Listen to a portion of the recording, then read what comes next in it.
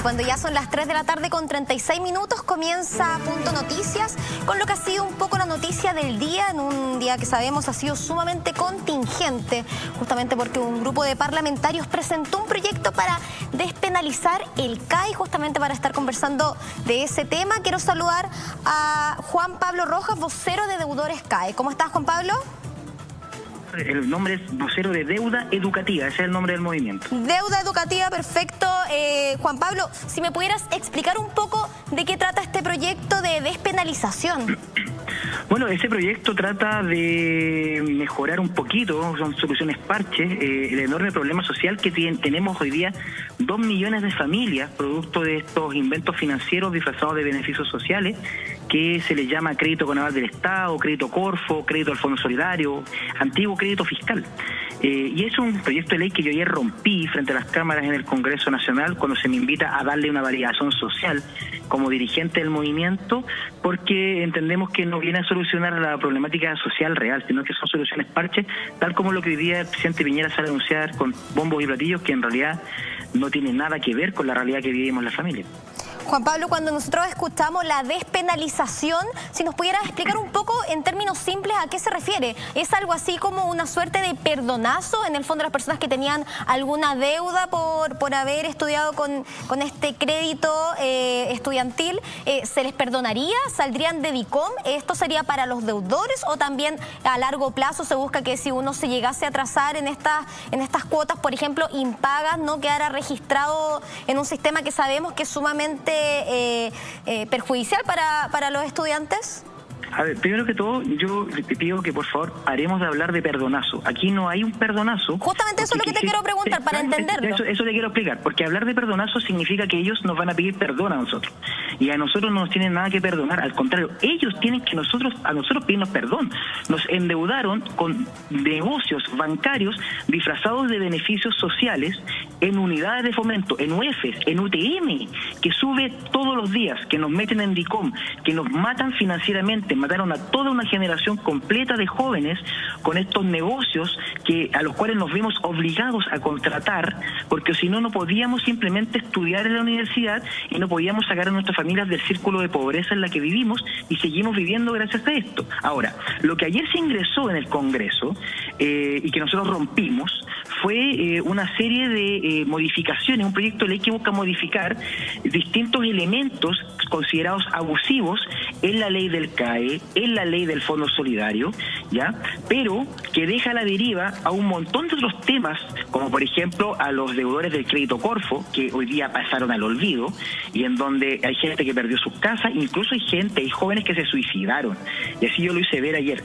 Por eso nosotros no adherimos al proyecto que ayer se entregó en el Congreso. Efectivamente, viajamos temprano de Santiago a Valparaíso, ingresamos al Congreso, el senador Chaguán de manera oportunista, igual que la democracia cristiana, adueñándose de un tema que durante el cual nosotros hemos estado 6 años pidiéndole a los gobiernos de turno y al gobierno de Piñera a que nos sentemos a conversar sobre deudas educacionales. Ahora, sí me gustaría señalar que en el Congreso hay un proyecto que presentamos nosotros con el patrocinio y el apoyo del senador Juan Ignacio Latorre y la diputada Camila Rojas Valderrama del Frente Amplio, que está aprobado en el Senado, que se llama Chao DICOM, que se empieza a discutir ahora en la Cámara de Diputados. En la próxima semana nosotros vamos a ir a exponer a la Comisión de Educación y ese es el proyecto que le va a eliminar del DICOM a todos los deudores de la educación. Pero lo que hoy día se está ofreciendo no son más que voladores de luces, no es más que un tema oportunista que no soluciona en nada el problema social real que vivimos 2 millones de familias. Juan Pablo, un poco para ir destrabando estos términos y también bajo la aclaración que tú haces de que no es un perdonazo, que lo entiendo completamente, me gustaría también que pudieses decodificar un poco qué significa esta despenalización, que es la que se ofrece en estos momentos, y también que me pudieses explicar cuál es la medida que ustedes proponen y que les parece sería más efectiva para nosotros como ciudadanos. A ver, lo que ellos llaman despenalización, que para nosotros es un absurdo, yo creo que también están mal usando los términos, es tratar de bajar las penas que se tienen por tener deudas de educación. Te lo reitero a través del teléfono, no baja el nivel de violencia que tenemos quienes tenemos deuda. Estemos al día o estemos morosos, hayamos terminado la carrera o sigamos estudiando o lo hayamos tenido que abandonar. El problema social es otro. Lo que nosotros buscamos como movimiento, primero que todo, es que nace desde el año 2013. Desde el año 2013 que nosotros estamos trabajando con ciencia este tema, organizando a endeudados de todo Chile, es que nos sentemos a conversar con el gobierno sobre, primero, el problema social en que nos metieron, ¿ya? Y dejar los términos claros. Segundo, la necesidad imperiosa de pasar a una condonación real de las deudas por educación. No solamente el CAE, en donde hoy día hay 1 millón de familias endeudadas, sino que también del crédito Corfo, del crédito del Fondo Solidario. En total son 2.100.000 personas. Y hoy día, con lo que está ofreciendo Sebastián Piñera, solamente se ven beneficiadas 230.000 personas, o sea, menos del 7% de las víctimas de sus modelos mercantiles de educación hoy día se verían en algo beneficiadas. Y en algo digo porque tampoco sabemos concretamente qué es lo que está ofreciendo Piñera.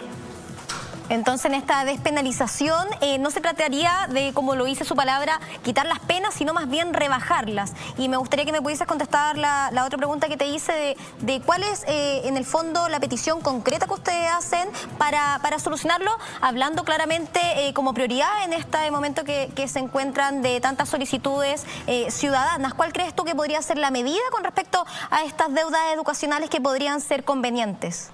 A ver, convenientes para la familia. A nosotros nos da lo mismo si no es conveniente para el Estado, para las empresas que están detrás, como los bancos y las universidades. No, hablo como ciudadana y como ciudadana que también está muy endeudada en el CAE. Entonces te lo pregunto incluso en primera persona.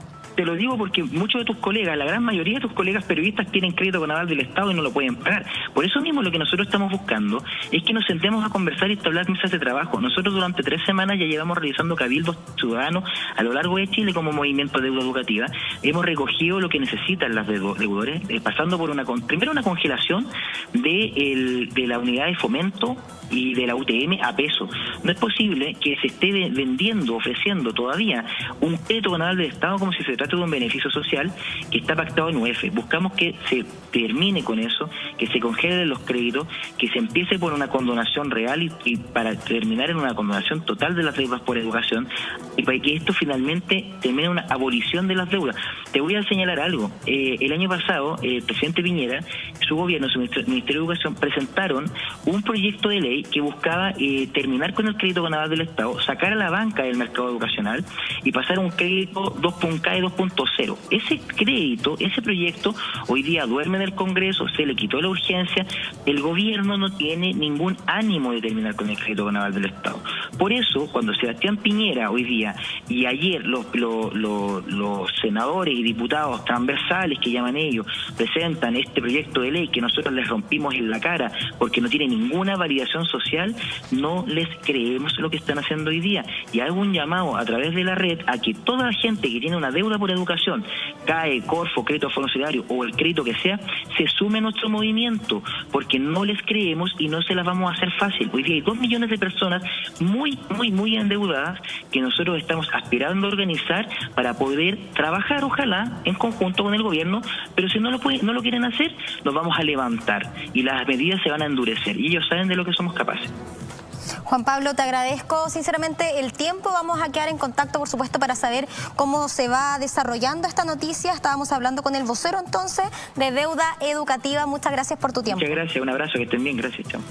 Y dentro de todas las noticias que hemos tenido el día de hoy es justamente la medida que el Ministerio de Salud ha anunciado como un programa integral para la reparación ocular para heridos en la marcha, que ya sabemos que son cerca de 200. Se habla de 190 personas al menos por el Instituto que vela por los derechos humanos. Sin embargo, se dice que serían mucho más. Y justamente para hablar de eso quiero saludar al doctor Enrique París, expresidente del Colegio Médico y también decano de Ciencias de la Universidad Mayor. ¿Cómo está, doctor? Muy bien, Ignacia. ¿Y usted cómo está? Bueno, dentro de lo posible, un poco entendiendo cuáles son todas estas medidas, preocupada también, doctor, me imagino que usted también. Sabemos que son cerca de 200 personas que han tenido traumas oculares graves, son muchas más, cerca de 1000 los que han tenido problemas a su visión. Estamos hablando solamente con estos balines disparados, sin mencionar los riesgos que tiene también las otras medidas de represión. Pero quisiera preguntarle, doctor, ¿qué le parece esta medida?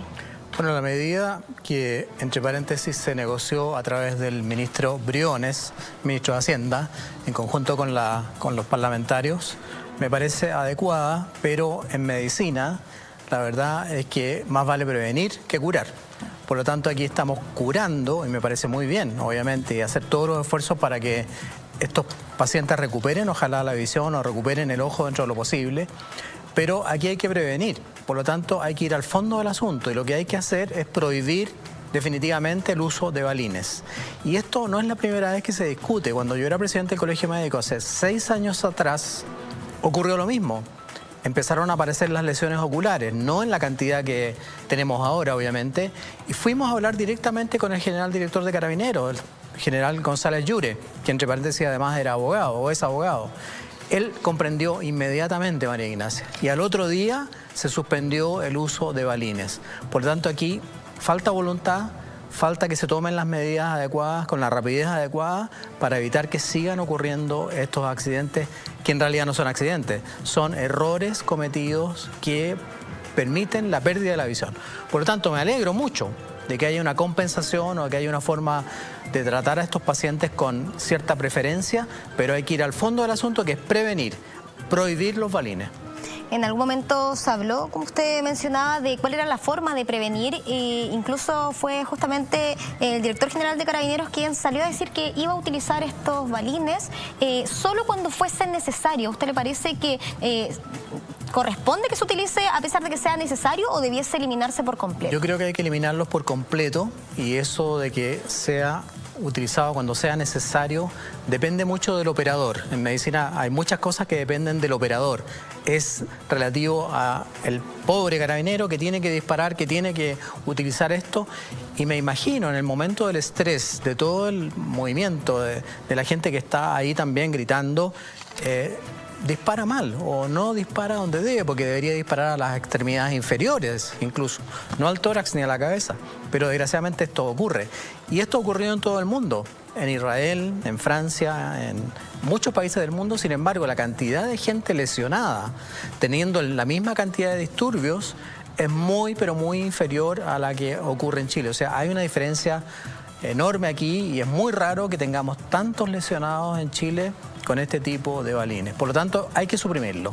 Sí, sabemos que son cifras sumamente dolorosas y que también son históricas al respecto en comparación con otros movimientos. Pero, ¿a qué se refiere que se anuncie un programa integral, un tratamiento integral? ¿Esto va también con apoyo psicológico, por ejemplo? Lo que pasa es que dentro de la negociación del nuevo presupuesto para salud del año 2020, se incluyó este acápite de tratar en forma o tener fondos necesarios para que estos pacientes que tienen ya lesiones oculares sean atendidos en forma inmediata y en forma completa, y obviamente tratando de solucionar el problema.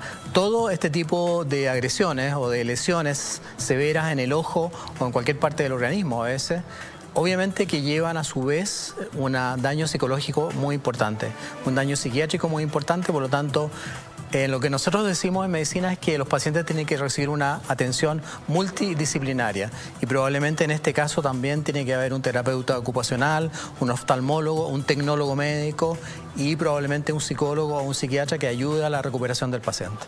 A propósito de esto, en términos económicos, ¿el costo entonces es importante por parte del gobierno? El costo es muy importante. Reparativo. El costo es muy importante, yo lo leí hace poco rato, no recuerdo de memoria, pero lo que me gusta es que quedó en ese proyecto de ley y que espero sea aprobado obviamente por el Parlamento. ¿Le parece a usted de todas formas que este proyecto sale un poco a responder en base a estas cifras que sabemos que son tremendas, pero debiese haber existido en primera instancia por parte del Ministerio de Salud un proyecto para prevenir? La verdad es que el Ministerio de Salud no tiene mucho manejo, o no tiene por qué tener esta injerencia. Esto depende del Ministerio del Interior, que es el del cual depende Carabineros, pero el Ministerio de Salud obviamente debió actuar con más premura. El ministro Mañalich ha sido muy crítico de esta situación y lo ha dicho en varias oportunidades. Le costó un tirón de oreja del presidente Piñera en una entrevista que Piñera dio en el Mercurio.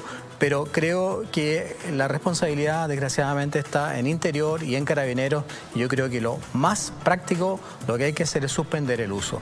Este proyecto de ley que se aprueba para salud, además incorpora otras cosas muy interesantes, como aumentar el per cápita para la atención primaria, a trabajar en el tema del valor de los medicamentos, aumentar, digamos, los recursos para los hospitales, porque también, lo conversábamos antes fuera de cámara, hay falta de insumos en los hospitales. O sea, viene a reparar lo que la gente capta y por lo cual la gente está reclamando. Doctor, en un comienzo le comentaba yo que son cerca de 200 personas quienes han tenido traumas oculares, al menos en cuanto a las cifras oficiales. Sin embargo, también hay personas que han presentado graves problemas por la exposición a bombas lacrimógenas. Estas medidas disuasivas que parecieran ser no tan fuertes como un balín, pero que sin embargo podrían tener riesgo. ¿Me podría explicar usted qué pasa con las personas que tienen esta exposición constante? Las bombas lacrimógenas, como dice su nombre, viene de lagrimación, o sea, lo que producen fundamentalmente es lagrimación, pero en realidad son compuestos químicos que irritan profundamente el ojo, la nariz, la tráquea, los pulmones. Por ejemplo, una persona asmática puede sufrir una crisis de asma, una obstrucción severa. Un niño pequeño o un adulto mayor, que son los más sensibles, que están viviendo en las zonas aledañas al uso de las bombas, se obstruyen fácilmente, tienen mucha tos, se les irrita la garganta, e incluso a algunos les va a costar comer o comer comidas calientes. Por lo tanto, obviamente que tienen efectos adversos, como muchos de los elementos disuasivos. Creo que hay que manejarlas con prudencia. Obviamente que han habido errores. Recuerdo que se tiró bomba lacrimógena en un hospital, se han tirado bombas lacrimógenas dentro de sitios cerrados, que es muy peligroso. Eso obviamente que le pedimos a Carabineros que lo maneje en forma más consciente y más regulada. Desgraciadamente fueron inventadas para disuadir, para que la gente no concurra a las manifestaciones. Hay otro tema que hay que discutir. E incluso hay un tipo de bomba lacrimógena que aumenta el tránsito intestinal, o sea, te hace ir corriendo al baño. Y creo que también están usando algunos de esos elementos, porque eso obliga a la gente a salirse de la marcha, porque le da una diarrea, y ir a un baño. Entonces, hay que ver qué tipo de elementos están utilizando y obviamente ser muy precavido. Hay que distinguir entre la gente que causa desmanes, que causa destrozos, que roba, que asalta, y obviamente nadie está apoyando eso. Pero creo que los Carabineros tienen que dirigirse más bien a ese grupo y no a la gente que está actuando pacíficamente. También es importante convenir que las personas que se encuentran ahí y que se ven afectadas con estas bombas lacrimógenas particularmente, no son solo las que se están manifestando, también estamos hablando de personas que se tienen que desplazar por esta arteria que es sumamente concurrida, y sin mencionar a las personas que viven ahí. Tienes toda la razón, y las personas que viven ahí, de hecho, leí hoy día o ayer que están reclamando, sobre todo las que viven alrededor de Plaza Italia, porque claro, no entra el gas un día, está entrando el gas lacrimógeno todos los días a su casa. Si ahí hay una guaguita, o sea, hay un adulto mayor con asma bronquial o con enfermedad bronquial crónica obstructiva, obviamente que va a sufrir mucho. Pero aquí también entonces tenemos que entrar a dialogar y ver de qué manera la gente se manifiesta en forma pacífica para evitar que los Carabineros tengan que usar este tipo de sustancias. Doctor, usted como expresidente del Colegio Médico, ¿me podría comentar si es que hay alguien que regule, por ejemplo, los componentes de las bombas lacrimógenas? Se mencionó que algunas estarían vencidas, también se mencionó que estarían alteradas, por ejemplo, con gas pimienta. No tengo esa información, pero la composición es estándar. O sea, si tú compras una marca determinada, se sabe qué es lo que contiene. Por lo tanto, los organismos de derechos humanos pueden pedir el nombre, la marca y saber cuál es la composición y si hay alguna sustancia que no está permitida, porque desgraciadamente, a pesar de que esto es un elemento disuasivo y produce daño en la salud de la población, entre comillas, son cosas que, entre comillas, repito, y no quiero que se malentienda, están permitidas, así como están permitidas otro tipo de cosas. Por lo tanto, obviamente, si hay denuncia que hay adulteración, que se han agregado sustancias mucho más potentes, el Instituto de Derechos Humanos tiene derecho a pedir la composición. Hemos visto imágenes incluso fuera del Congreso, una manifestación como personal de Carabineros lanzaba gas pimienta justamente a los ojos, por eso se lo preguntaba. Y cuando usted me comentaba que se encontraba ejerciendo como presidente del Colegio Médico, se había acercado a las autoridades para en el fondo pedir o exigir de cierta manera que se velara justamente por la salud. También hay actores sociales que han sido ex autoridades, me refiero a ex ministros de salud, ex subsecretarios, que enviaron una carta repudiando la violencia que ha mostrado el gobierno, o al menos así ellos lo hacen exponer en su carta, en sus demandas, y piden y denuncian que se elimine por completo el uso de balines porque dicen que es sumamente letal. ¿Usted se adhiere un poco a esta solicitud? Bueno, estoy de acuerdo absolutamente con que se elimine el uso de balines por el hecho de que están dañando a cientos de personas en su visión. Una persona ciega, una persona que pierde un ojo, en realidad es algo terrible y creo que nadie merece eso. Obviamente que yo adhiero. Les recuerdo, sí, que muchos de esos ministros ejercieron su ministerio en gobiernos que también usaron este tipo de sustancias. Por lo tanto, me alegro de que ahora por lo menos haya un acuerdo en que este tipo de elementos no debería usarse más. Ahora, como yo te decía, este tipo de sustancia nunca había tenido una cifra tal que sabemos que ha llegado a niveles históricos. Esa es la diferencia, y no solamente a niveles históricos. Como yo te decía, comparando países donde también se utilizan para disuadir, la cantidad de pacientes afectados aquí es muy superior a lo que ocurre, entre comillas, tampoco se puede hablar de normalidad, pero lo que ocurre en las estadísticas en otros países. Y eso, obviamente que aquí hay algo muy extraño, muy raro, y por eso es que estoy de acuerdo en que las balines hay que hacerlos desaparecer. Y yo te contaba, hace 6 años atrás nosotros logramos eso, hablando directamente con carabineros, y ellos entienden perfectamente cuando tú le llevas estadísticas, le llevas estudios, le llevas trabajo de los oftalmólogos. Entendió perfectamente el general González Llure y suprimió el uso. ¿Quién debiese en este momento tomar en el fondo esa aposta e ir a una autoridad para exigir que esto se anule? Porque estamos viendo que en el fondo esta carta que yo le comentaba firman muchos exministros, muchos ex subsecretarios, pero ¿quiénes son las autoridades ahora que podrían...? Estamos viendo en pantalla algunos de ellos. Yo creo que podrían aquí, ejercer esta presión. Por ejemplo, la Sociedad Chilena de Oftalmología, que publicó una carta en un diario hace unos días atrás, debería liderar esto y pedir, obviamente, reunirse con carabineros y, por ejemplo, el Departamento de Derechos Humanos también del Colegio Médico. En esa época, el doctor Álvaro Reyes, que presidía el Departamento de Derechos Humanos, me acompañó y fue muy convincente junto con la Sociedad Chilena de Oftalmología, y como te digo, eso se suspendió. Yo creo que se puede repetir lo mismo. Las cosas buenas de la historia hay que repetirlas, las cosas malas hay que desecharlas. Ahora, mirándolo desde el punto de vista político, ¿cuál cree usted que ha sido la imagen que ha mostrado precisamente las autoridades de salud, en este caso el ministro Mañalich, frente a esta crisis social? Mira, yo creo que el ministro Mañalich, que lleva, ¿cuánto?, 2 o 3 meses como ministro, le tocó recibir un ministerio, y lo dije hoy día en una reunión porque vengo de una reunión de la CEP, le tocó recibir un ministerio que no supo priorizar. Porque el problema del CONPIN, el problema de los medicamentos, la ley de las ISAPRES, el fortalecimiento de la salud pública, todos estos temas se pasaron de largo. Se habló del hospital digital día y noche, se gastaron miles de millones de pesos y no se priorizó. Yo creo que ese fue el error. Y el error es que justamente las autoridades no captan o no se dan cuenta de la realidad que está viviendo la gran masa de los chilenos. Ahora Mañalich obviamente está recibiendo todo el golpe, pero yo considero que él no es el culpable. Si él está con un ministerio hace 2 meses o 3 meses, no sé. Por lo tanto, sí, pero está tratando de que él ya había sido ministro anteriormente. Eso es otra cosa. Cuando él fue ministro anteriormente, claro que podría haber hecho estos cambios, y eso probablemente le va a penar también. Pero aquí... Recordemos que él dijo que se habían acabado las listas de espera del Plan Auge, por ejemplo. Mira, aquí todo lo que la gente pide, desgraciadamente o afortunadamente, estaba en los programas de gobierno, tanto de Guillier como de Piñera. Todo estaba en la letra. Y eso también la gente, yo creo que lo recuerda y le duele. Porque uno pone muchas cosas en la letra, y yo participé en el programa y después las cosas no se cumplen. Entonces ahí viene obviamente el malestar general. Yo no culpo a Mañalich en este momento, probablemente en el gobierno anterior podría haber hecho otras cosas. Las listas de espera no van a desaparecer jamás, eso es un mito. Siempre van a haber listas de espera porque todos los días aparece un paciente nuevo.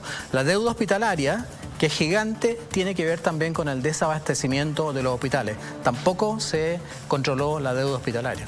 Doctor, si usted pudiera elegir una medida, si usted en este momento fuera el ministro de Salud, ¿cuál cree que es la que requiere mayor urgencia?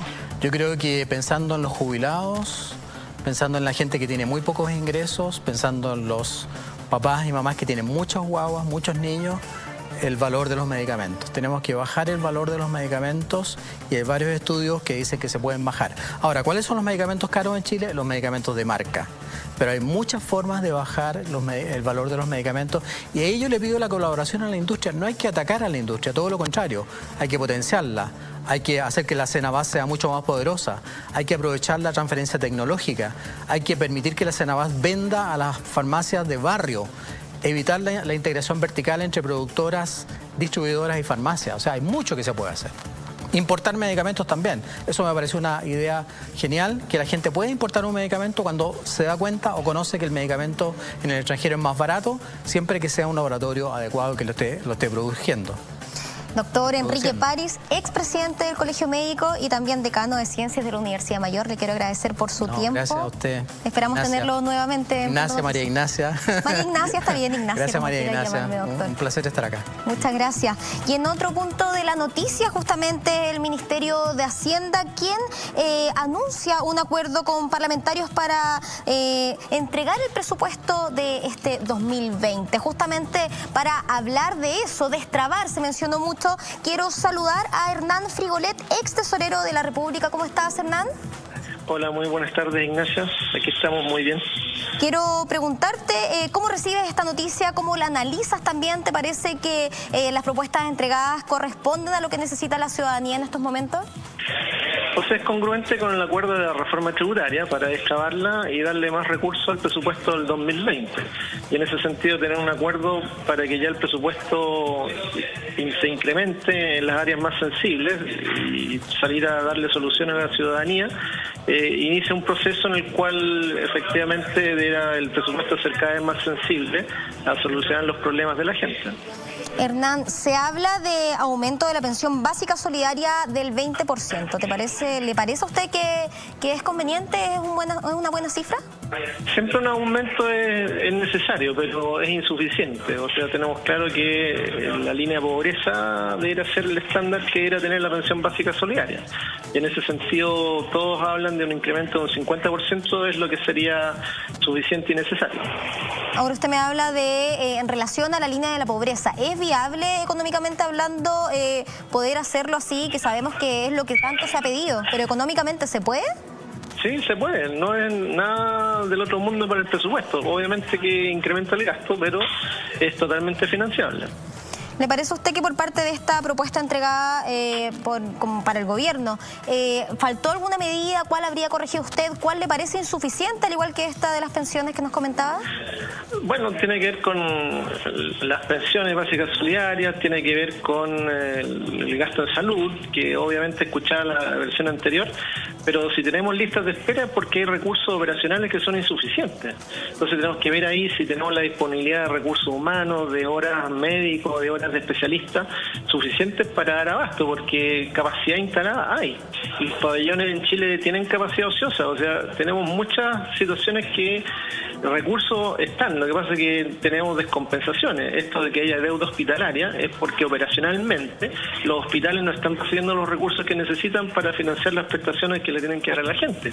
Entonces, hay un problema netamente de operación que tiene que ver con insuficiencia de recursos asignados en algunos sectores. Salud es uno de ellos. Hernán, ¿cómo cree usted que ha sido la imagen que ha mostrado el ministro Ignacio Briones? Al menos se la ha visto mucho más presente comunicacionalmente.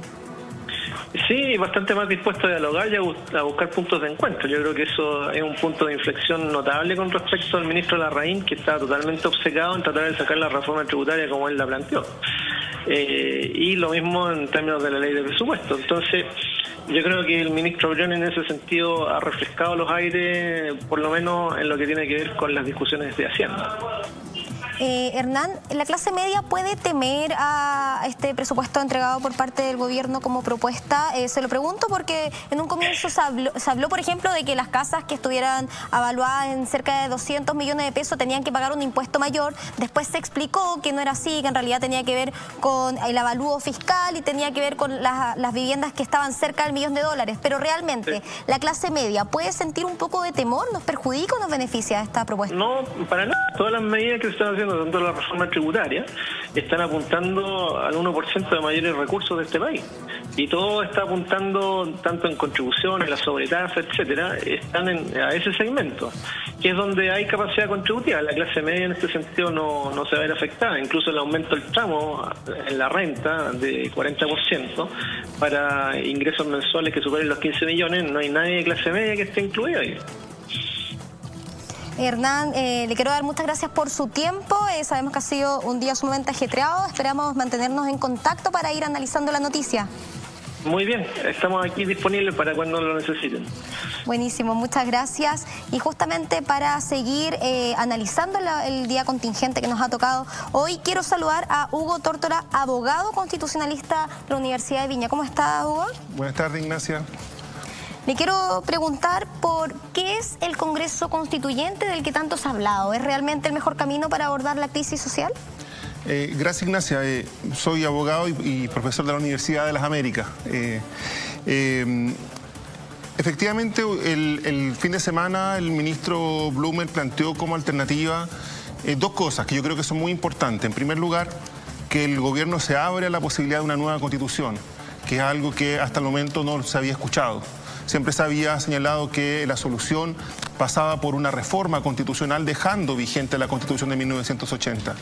Y plantea por primera vez que el gobierno plantea como una alternativa de solución una nueva Constitución para Chile. Eso creo yo que es una buena noticia también para el movimiento, ¿no?, que está hoy día en las calles. Y claro, plantea como posible herramienta de redacción de la Constitución el Congreso Constituyente. ¿Bien? El Congreso Constituyente es básicamente el Congreso Nacional al cual se le agregan facultades, como son las facultades para redactar una nueva Constitución. ¿Bien?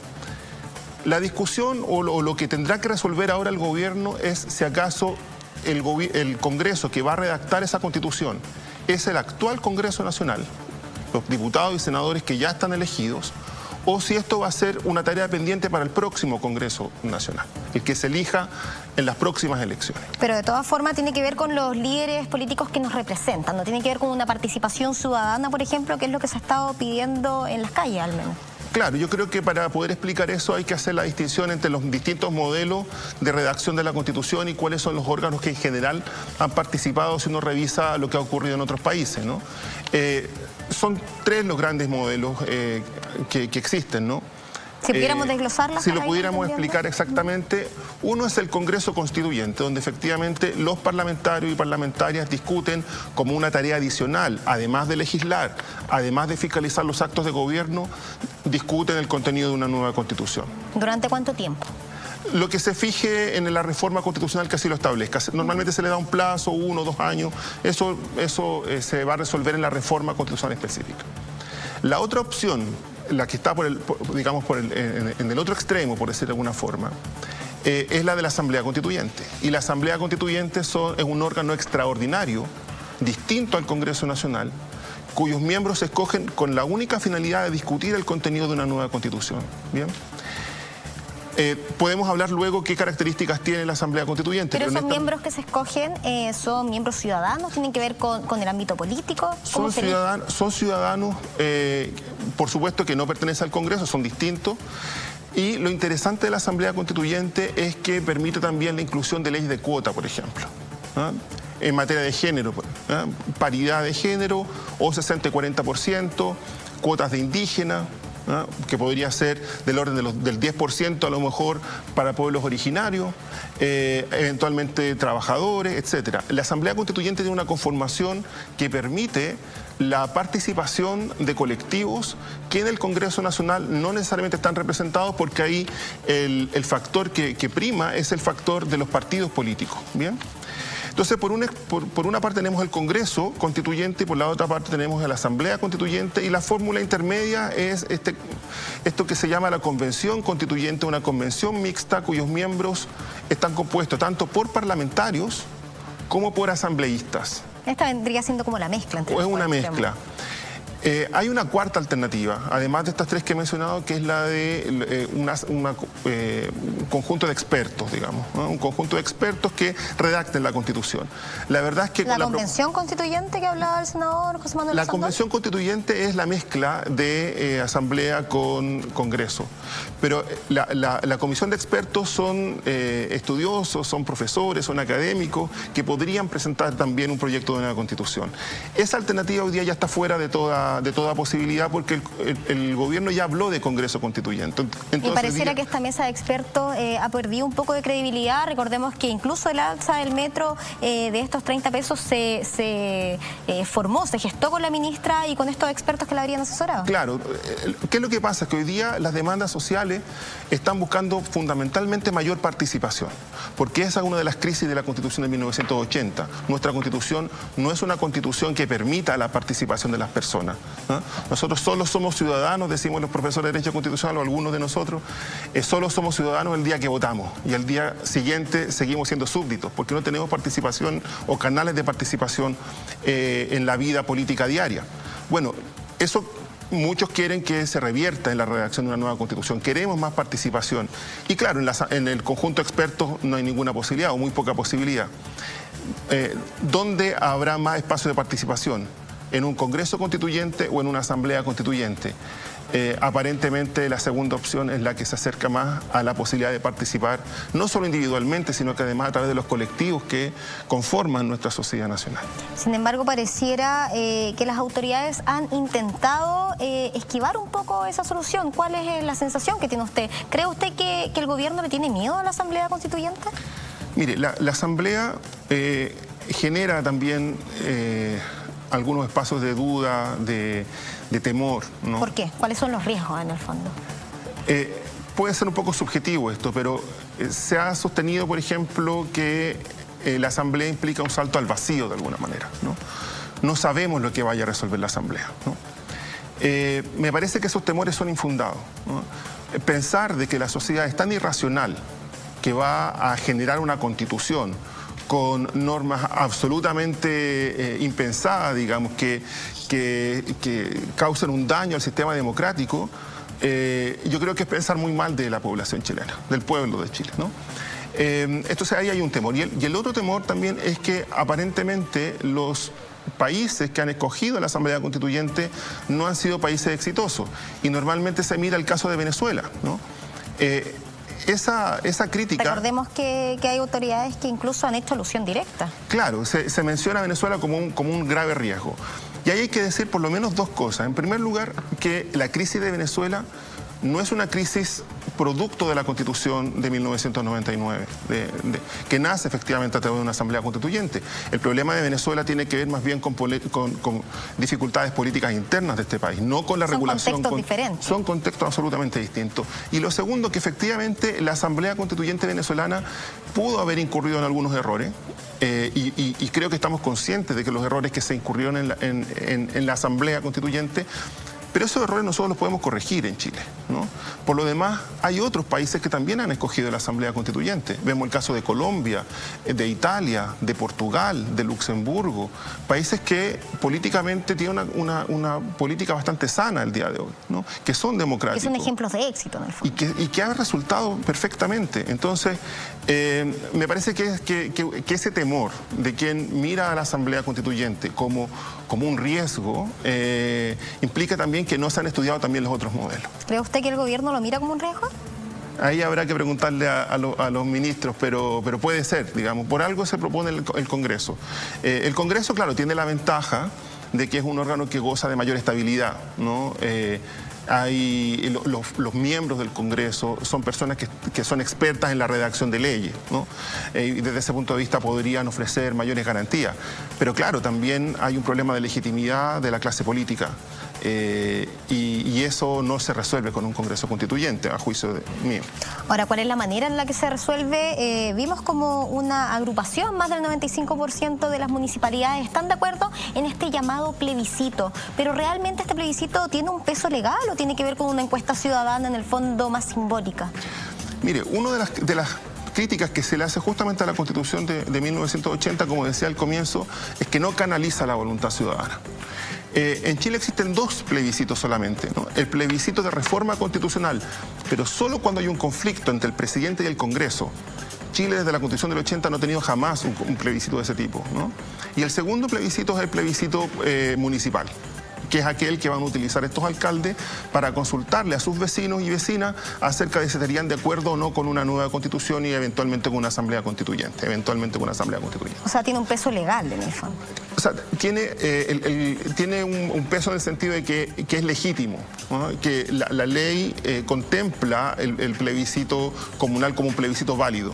Ahora, el efecto que el resultado de esos comicios genere en el proceso constituyente no es un efecto directo, por cuanto ese tipo de decisiones no son decisiones de las municipalidades, sino que son decisiones de los poderes centrales. No va a tener un efecto directo como por ejemplo el plebiscito del sí y el no, que todos recordamos. Exactamente. Ahora, uno puede llegar a pensar que si hay una mayoría importante por parte de los ciudadanos de estas comunas en orden a querer una nueva constitución y a optar por alguno de estos mecanismos, va a ser muy difícil que las autoridades centrales se nieguen a acceder a dicha voluntad expresada en las urnas. O sea, tiene que ver con una presión mediática, en el fondo, simbólica. Y política, por cierto. No dejemos de pensar, ¿cierto? Y esto yo lo decía incluso en los cabildos a los cuales he podido asistir, que nosotros somos entes políticos, cada uno de nosotros somos entes políticos. Y el día de aquella gran marcha, donde muchos cantaban en contra de los políticos, en rigor eran 1.200.000 políticos que estaban en la calle.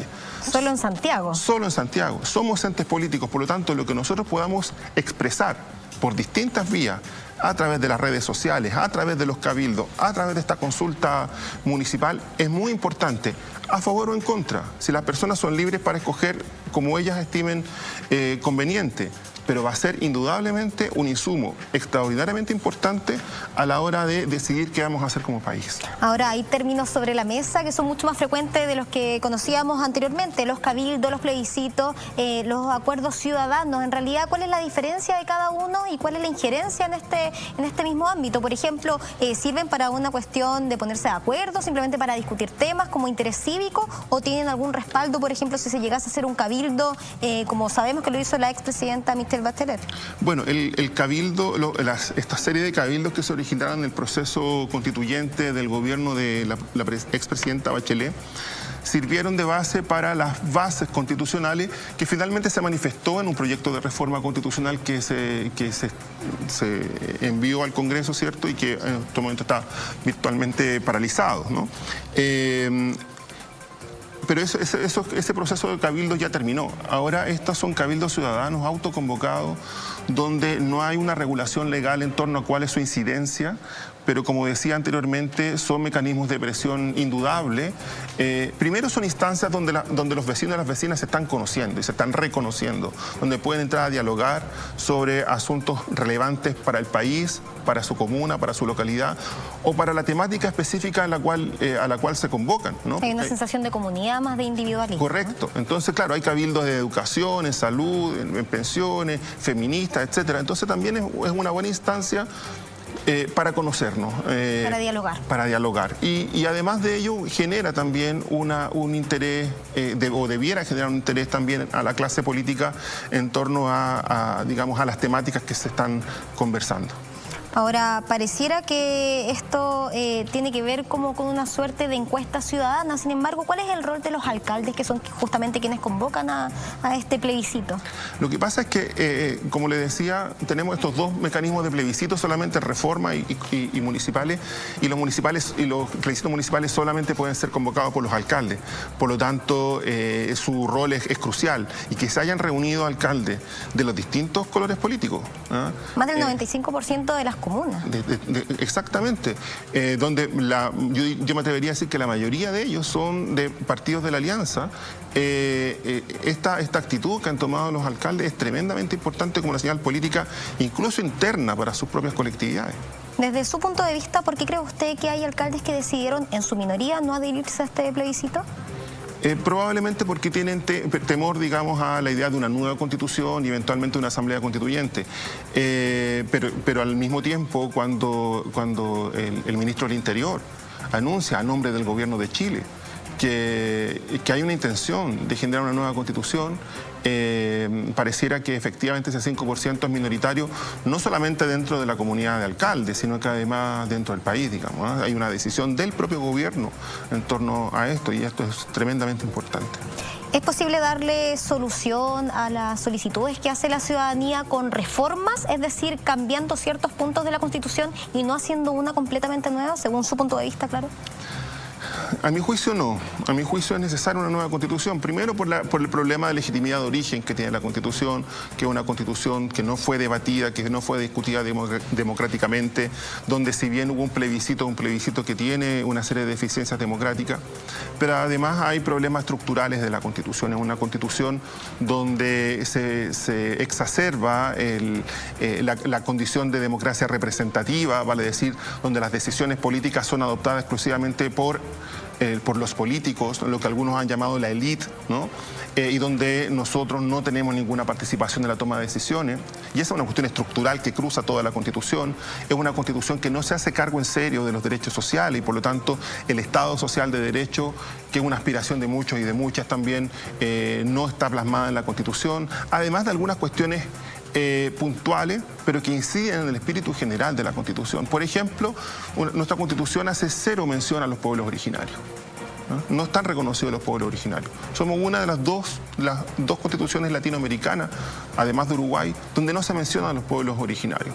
Mientras tenemos países que lo han considerado incluso se han considerado como estados plurinacionales, ¿no? Donde incorporan Bolivia, por ejemplo. Bolivia, Ecuador, ¿cierto? Como los incorporan dentro del sistema político. No solamente reconociéndole derechos, sino que diciendo, mire, vamos a formar un Estado entre todos nosotros, ¿no?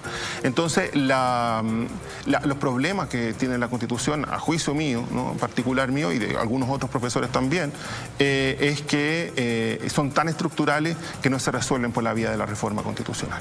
Ahora, según su punto de vista, cuando uno escucha a las personas, las solicitudes, se pide mucho esta nueva Constitución. Sin embargo, ¿cómo nos podría cambiar en el ámbito cotidiano nosotros como ciudadanos una nueva Constitución? Sí, como le decía, hay dos líneas fundamentales al interior de la Constitución que yo creo que son importantes tenerlas en consideración. Primero, toda la temática que tiene que ver con mayor espacio de participación, ¿no? Y lo segundo, con un aseguramiento de los derechos sociales. Es cierto que la Constitución de Chile actual garantiza algunos derechos sociales, en particular 3, como son la educación, la salud y la seguridad social, que tiene que ver con ahora, las pensiones. ¿qué garantizar esos Pero claro, derechos la básicos? Porque sabemos que tanto en salud, en educación, como usted lo mencionaba, estamos sumamente débiles. Al menos la ciudadanía no se siente respaldada por el Estado. Hay dos cosas importantes sobre ese punto. En primer lugar, que si a mí me vulneran mi derecho a la educación, a usted le vulneran su derecho a la salud, usted no puede recurrir de recurso de protección, porque el recurso de protección aborda solo ciertos derechos, dentro de los cuales están excluidos los derechos sociales. O sea, ahí hay un primer problema. Y un segundo problema es que, si bien se garantiza en términos generales estos derechos, el desarrollo de esos derechos queda en manos de leyes, que son leyes que exigen para su reforma un alto quórum. 4/7 o mayoría absoluta de diputados y senadores en ejercicio. Entonces, para modificar el sistema que está establecido en la ley, la Constitución establece un alto quórum de reforma y en la práctica se ha hecho muy difícil esta modificación. Ahora, hablando justamente de eso, según su punto de vista, la actual Constitución, ¿favorece a los ciudadanos como debiese ser su premisa o favorece a una élite política? Es una pregunta muy compleja y muy de fondo, ¿no? ¿Sí? Mire, hay que ser justo. Nuestra Constitución implica un avance en muchas cosas, ¿no? La Constitución de 1980 es un avance en muchas cosas. ¿Por ejemplo? ¿No? Por ejemplo, por primera vez, bien o mal, se incorporan derechos sociales. Se incorpora el derecho a vivir en un medio ambiente libre de contaminación. Por primera vez hay un recurso de protección. Hay un sistema democrático. Pero situaciones que están siendo vulneradas de todas formas con la actual Constitución. Claro, pero están en la Constitución, digamos. Nunca la historia del constitucionalismo habían estado plasmada. Sin embargo, tiene ciertos déficits, evidentemente, que son más o menos los que he querido mencionar anteriormente. Déficit que hay que irlos actualizando, ¿no? O sea, pudo haber sido una Constitución que en su oportunidad funcionó, pero ya estamos en el siglo XXI con otro tipo de exigencias. Y desde ese punto de vista parece razonable pensar en un nuevo gran pacto social. hablando justamente de este pacto social y suponiendo que este plebiscito ciudadano y comunal se ve reflejado, así como se ha visto reflejado en las calles, y efectivamente se pidiera un nuevo pacto social, ¿el gobierno se vería en jaque? ¿Tendría la obligación legal de aceptar en el fondo hacer el cambio? No tiene ninguna obligación legal, no hay ninguna obligación jurídica o constitucional que al gobierno le obligue a adoptar una decisión de ese tipo. La presión va a ser importante, pero si no tiene la obligación legal es justamente porque la Constitución no permite que ese clamor se transforme en una obligación jurídica, no permite entonces que se traspasen las demandas sociales a las decisiones finales, digamos, que puedan adoptar los órganos del Estado. Entonces, eso claramente es uno de los problemas que habría que enfrentar en un texto futuro. Si eventualmente se llegase a cambiar la Constitución, si se decidiera no solamente por este plebiscito, sino que el gobierno accediera, ¿de cuánto tiempo estamos hablando? ¿Es una medida a corto, mediano plazo? Los procesos constituyentes en el mundo duran aproximadamente unos 2 años. La confección. La confección, desde que se convoca una asamblea, luego vienen las elecciones, luego viene el trabajo de la asamblea, después hay que plebiscitar ese trabajo final, entonces estamos hablando más o menos de 2 años. Y aquí, Ignacio, yo creo que hay 4 cosas, si me permite, hay 4 cosas que habría que revisar en una nueva Constitución. En primer lugar, revisar el sistema democrático y avanzar hacia una democracia más participativa. En segundo lugar, un fortalecimiento de los derechos sociales y avanzar también hacia un Estado social de derecho. En tercer lugar, la situación de los pueblos originarios, ¿no? Reconociendo los pueblos originarios o derechamente plantearse la posibilidad de un Estado plurinacional. Y en cuarto lugar, también revisar qué vamos a hacer con la justicia constitucional o con el Tribunal Constitucional, ¿bien? Que es un órgano también que ha generado una gran polémica por ser un órgano contramayoritario, donde la mayoría en leyes que tienen una base democrática, que emanan del Parlamento, posteriormente son controladas por el Tribunal Constitucional y puede declararlas inconstitucionales. Ese juego que muchas veces... ¿Se podría declarar inconstitucionales? Las leyes, claro, las leyes son declaradas inconstitucionales muchas veces por el Tribunal Constitucional. Eso es. Ahora, si es que se cambia, si es que llegase a cambiar, estamos hablando de un cambio de base, es decir, que podrían quedar en el fondo como invalidadas todas las medidas legales que se podían considerar antes de este acuerdo social. Bueno, por eso es importante hacer las cosas, yo diría, bien, ¿no? Y hacer el cambio constitucional a través de mecanismos institucionales, ¿bien? Cosa de que a futuro no exista la posibilidad de que un órgano pueda declarar su inconstitucionalidad. O sea, a reformar la Constitución y dentro de la reforma establecer el procedimiento de la Asamblea Constituyente o del Congreso Constituyente, lo que queramos, pero hacerlo por la vía institucional, cosa que el día de mañana no nos encontremos con un Tribunal Constitucional o algún otro órgano que pueda discutir la constitucionalidad del proceso. Son las palabras de la defensora de la niñez en esta Comisión Interamericana de Derechos Humanos, video con el que cerramos este Punto Noticias. Regresamos mañana a las 3:30 de la tarde.